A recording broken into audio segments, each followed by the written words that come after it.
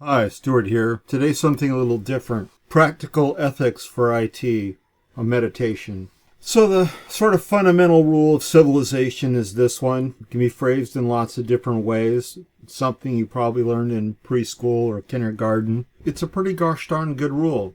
I have to say I don't always follow it, but I always feel bad afterwards if I don't. Nobody's perfect. 5 universal ethics rules. I've been trying to define these for a really long time, decades. And I finally boiled it down to these 5. Don't hurt people, don't steal, don't wreck things, keep your promises, don't lie about important things. I think if you go and look across the entire spectrum of ethical behavior, that you can pretty much fit anything into one or a combination of these things, including not polluting and, don't clear cut stuff and then not plant afterwards, things like that. Fraud's bad. It's sort of almost everything that's a sensible law fits into this. And that sounds a little libertarian, but from a practical standpoint, these 5 rules are a good test of whether or not a law is a good thing. What's the point? The point is, if you have these 5 rules in your head, along with the first one, and you find yourself constantly conflicted over the fact that your employer or your customer or your team members or somebody else violates these constantly, those are a bad sign. You're in a toxic place and you should do something. You should take action. I think a large part of ethics involves your responsibility to, if you see something, say something. And that applies to equal opportunity and diversity in the workplace and treating everybody with dignity and respect, irrespective of whatever category they're in. But it also is your ethical responsibility if you see somebody essentially breaking one of these rules, which again is almost certainly a law somewhere. You probably should say something because they're bad, and bad things shouldn't be tolerated. In kind of practical everyday interactions, I find that civility and kindness and respect for privacy, these things are kind of getting eroded in civil society, especially if you're in the United States. But I've heard my European colleagues complain about that as well. And I think a lot of discriminatory behavior is rooted in this idea of contempt prior to investigation. I'm sure some of you have heard the phrase, don't judge a book by its cover. That's another way of expressing contempt prior to investigation. In other words, find out about the person or situation, find out the facts, and then make a decision and not look at someone and make an instant judgment. It's really hard to do. Human beings are wired to make jumps in reasoning and to come to decisions really quickly. It's a basic survival skill when we were out there with things that were trying to eat us. But it's less of a survival skill than, the modern corporate world. And at the very least, the things that are trying to eat you will probably do so quite slowly by comparison to, say, a bear. Training our brains to avoid contempt prior to investigation is probably a good thing. It's hard. It's probably the hardest thing in this whole deck. And then, voice appropriate to circumstance. And I have to say, this is the one that I probably break the most often, in that I often find myself several jumps ahead in the conversation and become very impatient with people who haven't caught up yet, which isn't very kind of me. And then I can express that thought uncivilly. So, I'm not saying that I obey all these perfectly. I'm saying these are the standards I hold myself to as well. So, what do you owe your employer? Well, number 1 is value for money. They pay you, you should give value in proportion. If you find yourself in a situation where you give more value than they pay you, that's a conversation you ought to have with your boss, or you ought to think about switching jobs. And sometimes it's really hard to go up in an organization. Sometimes you have to go laterally to a different organization, climb in that organization and then lateral back. I find that that's a not uncommon strategy for executives. It should probably be a strategy for us. But an equity in value for money. They pay you what your skills and delivery are worth. Which brings me to number 2, be result-oriented, right? Be delivery-oriented. Give business value. If you're a developer, that means writing code to tempo at the desired quality bar. I have lots of lectures on that on my YouTube channel. Process can sometimes suck in an organization, so don't just grit your teeth or route around it as damage, which is what developers tend to do, but be an agent of change. And being an agent of change is not just saying, I hate it. You're not Mikey. This isn't a breakfast cereal. It's, this is what I recommend as a replacement for this process. Here's the reasons why, and here's the benefits. That's what being an agent of change in the corporate world looks like, is to be a responsible person who presents the solution, not the problem, right? You say, this could be better, here's how, and not, this sucks, fire everyone. One of them will result in change happening in a good way, and one of them will result in grumpy people. And grumpy people tend not to agree with you, something that sadly I've had to learn the hard way. Embrace RACI. For any given task or situation, you have to identify for yourself whether you're responsible, in other words, you're doing the delivery, you're accountable, you're responsible to make sure other people do the delivery, that you're or whether or not you're consulted, e.g. before they do this thing, they probably should ask you, or be informed. For one reason or another, you need to know this change is coming because you're helping to plan your own and other people's work. And so you need to be informed. And the RACI thing is great in building process diagrams and things because you can identify a group or a person's role using RACI, and you can apply it for a particular thing, is this on me, right? Is the question that people ask all the time. And if you can boil that down to RACI, you can get an answer. And if you still can't quite figure it out, you can go to your boss or the task givers or whoever and just ask them, which one of these 4 things am I in this situation? And if their answer doesn't align with what you thought, then, there may need to be some negotiation. But, a lot of job frustration can be overcome by taking the various tasks that are out there that are either, assigned or implied. There's a lot of implied tasks that go with your role, and sorting out where you are in the RACI universe. And lastly, remember the truism about IT. Unless you're in a software company, it's likely that IT is designed to help make money or support the people who actually generate revenue, right? Those are your actual customers internally. Save money. That is, you should raise your hand and go, by the way, we're throwing money away from this and not getting value. I have a better idea, and here's how we can measure that. Because to quote Deming, you cannot manage what you don't measure, and if you can't measure something, it's really hard to make a case for something. And then manage risk. You have to say, well, we can do this and save some money, but this could happen, and this could happen, and this could happen. We should put these things in the risk matrix. We should make a contingency plan for each one, and we should make sure that we understand the boundary condition where that risk has gone from being a potential thing, which is a risk, to an incident, which means something bad actually happened, right?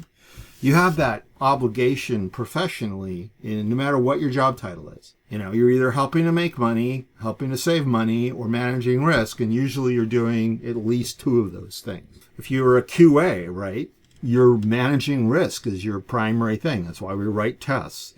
But we may be helping to save money. And we may be helping to make money by having tests that call out edge cases or scenarios that are opportunities or that are outside the scope of the system that ought to be explicitly prohibited that would take away from making money. Software that explodes doesn't make money, for example. So The ethical IT person acts as a fiduciary for their employer's resources: time, people, and money. The iron triangle. And a fiduciary means that you are obligated to act in your employer's best interest. Just as a financial fiduciary is obligated to act in the best interest of the investor, e.g. if it's you who are the investor, you. What does your employer owe you? You have the right to be safe. You have the right to have a reasonable workplace and workplace conditions. You have the right to ask for and get the equipment and tools you need to do your job. I've been in more than one situation where people with the money were spending ridiculous amounts of money on lost potential that, 1 week's worth of someone's salary would have totally paid for the thing that would have made them productive. And that production would carry over week after week after week. We call it being penny wise, pound foolish, right? If you see a situation like that, as a fiduciary, you should raise your hand and go, not for nothing, but a license for this thing costs $2,000 a year. I can pay off that $2,000 in about 2.5 weeks worth of use. There's 52 weeks a year. Let's do some math together. They owe you a trust but verify security policy. More and more I see companies lock down their workstations, laptops, whatever, to a fare thee well out of paranoia or because the people doing the locking down don't understand what is required of the role. I see tools emerging in the marketplace that allow them to do that, but then you can say, I really need to run this thing or do this thing or whatever, and it gives you a dialogue and it allows you to explain why you need it, and then it compares what you're trying to do to a set of policies and either lets you do it or puts in a ticket to get you granted permission to do it. And that's a good thing. It's natural to want to lock down everything to a fare thee well, but for technical roles, it actually prevents people from getting work done, particularly when they're trying to troubleshoot. So there does need to be an airlock, there does need to be an escape valve that lets them very quickly and with incredibly little ceremony, ideally almost none, get what they want. And that includes installing software on a machine or running something with privilege or whatever. There should be a list of things that go with their role that they're expected to be allowed to do. It's not unreasonable to ask them why in this particular instance do they need to do it right this minute. But if they simply cannot, or they have to go into, say, ServiceNow or whatever and put in a ticket and wait a couple of days, and they're trying to troubleshoot a production problem, that's probably bad. The obverse is bad too, like giving everybody super user for everything always. That's horrible as well, right? There is a very reasonable set of industry standard things in the middle that balance risk management while enabling people to be problem solvers. You need to be able to air your grievances and suggestions without fear of retaliation. I've worked for bosses where a suggestion is, even to their own benefit, is treated as being out of my lane. Smart people are never out of their lane. If they think of something and it makes sense and it's defensible, they're not out of their lane. They're acting as a fiduciary for the organization, which is an obligation. A boss who sets reasonable and clear expectations. All my best bosses have said, for this upcoming quarter, here's a list of just the everyday stuff we expect you to do. In my role as an architect, there's a grocery list. I'm also an SRE, so there's a grocery list of things that go with that. But then in addition, in the backlog, we've got these architectural things in architecture backlog. I expect you to make progress on at least some of them. That's a good thing. And then they say, what's measurable? What did you deliver? Your company owes you pay and benefits as promised and on schedule, and they don't get to yoink benefit. I joined a company and they had all you could eat vacation time. And then one day they turned around and decided they weren't going to do that anymore.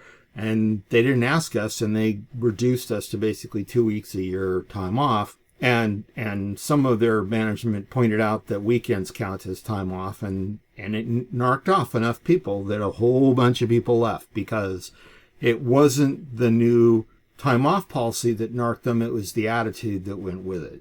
And the fact that they broke a promise, an important one, because you may have chosen that job based on flexible working conditions, flexible hours. Now, some people say that, all you can eat time off or whatever is a trap.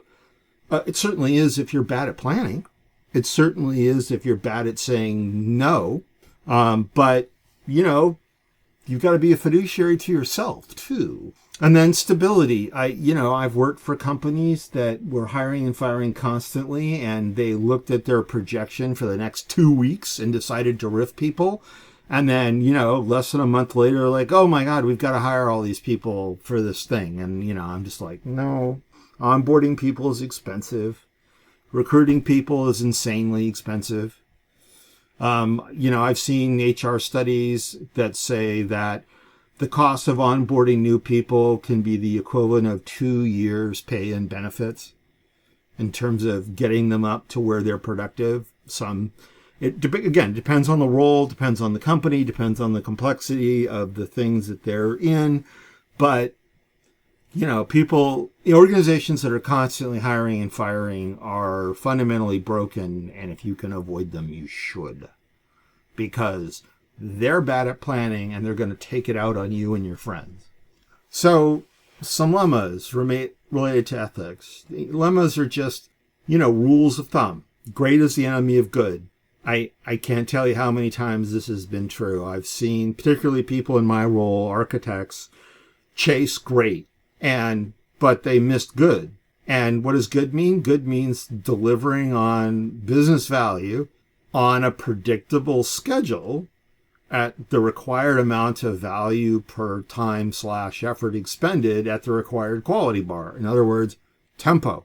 And with a management of risk. And chasing great generally means throwing managing risk under the bus. Or it means focusing on risk to the exclusion of everything else about the delivery. Everything is a trade-off. But make sure you understand the trades, because then in a meeting, people will just say, well, it's a trade-off. And my response is, what exactly are we trading for what? Let's be specific, right? I've spoken about my love of the SMART acronym, and statements like it's a trade-off should be accompanied by a couple of sentences that are SMART. In other words, they're testable and they're time-based and, all the other SMART things. Expect honesty, integrity, and transparency, but have a plan to deliver when they're diminished. Some lack of transparency with you is inevitable. Sometimes your boss has been told not to share, even though the thing that you're sharing or would be shared is inconsequential. A lot of organizations have a certain degree of paranoia, and they treat information as something to be hoarded. It doesn't mean you can't be successful in those organizations, but you have to, when confronted with a lack of honesty, integrity, and transparency, which I think are all facets of the same fundamental thing, you have to have a way of seeing a way to deliver. And if you can't, then, you're in a toxic place and you need to reconsider where you are. Which brings me to the hardest one, which is no difference between a project that's just hard from one that's a suicidal ideation. By the way, I have a tool to help you figure that out. And you can go watch the video and download the tool. But the bottom thing is that you have to be willing to walk away from toxic projects. And sometimes that means doing something scary, like going and finding another job, not knowing if the place you're going is going to be better off than the one you're leaving. The grass is, as they say, some shade of green. My name is Stuart. Thank you for your kind attention.